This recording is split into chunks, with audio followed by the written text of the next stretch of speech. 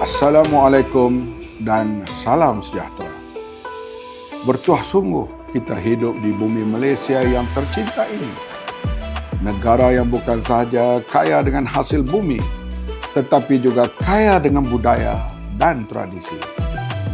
Kita menyambut pelbagai perayaan dalam suasana penuh hormat, penuh muafakat dan penuh harmoni. Apabila tiba Hari Raya Aidilfitri, semua kaum menikmati rendang dan ketupat di meja yang sama. Apabila Depa Bali menjelma, kita sama-sama merasai kari dan kuih muruku.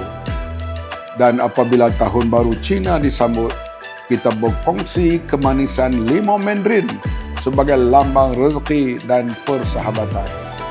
Inilah Malaysia, negara yang mengajar kita bahawa kebilangan bukan alasan untuk berpecah, tetapi kekuatan untuk bersatu. Kalau dalam kemeriahan perayaan kita mampu saling menghormati dan berkongsi kegembiraan, mengapa masih ada ruang untuk bersikap resis? Mengapa masih ada tembok yang cuba memisahkan kita? Perpaduan adalah kunci kepada kejayaan negara.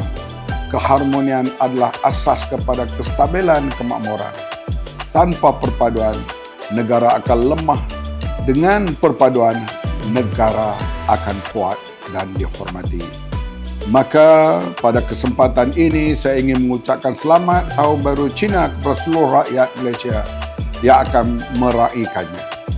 Semoga perayaan ini membawa kebahagiaan kepada keluarga, mengeratkan hubungan sama kita dan menyemarakkan semangat untuk kita terus bekerja sama membina Malaysia yang aman, makmur dan sejahtera. Selamat Tahun Baru Cina. Konghi Pak Choi. Siming Puile.